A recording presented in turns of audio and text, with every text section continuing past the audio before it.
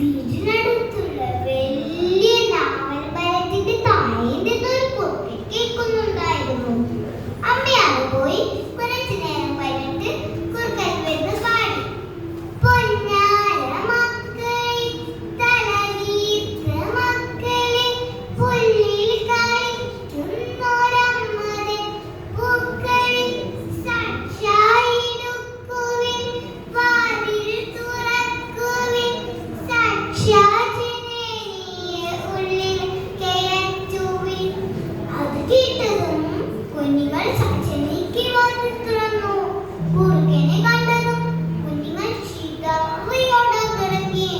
കുറുക്കൻ കുഞ്ഞുങ്ങളെല്ലാം പിടിച്ചു വീങ്ങി ദൂരെ ഓടിപ്പോയി.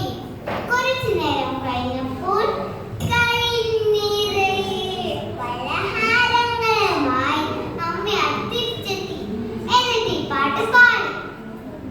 പൊന്നാര മക്കളെ തലവീർത്ത മക്കളെ പുല്ലിൽ കളിക്കുന്നൊരമ്മതൻ പൂക്കളെ സാക്ഷായിടുക്കുവിൻ വാതിൽ തുറക്കുവിൻ സാക്ഷാജനനിയെ ഉള്ളിൽ കയറ്റുവിൻ.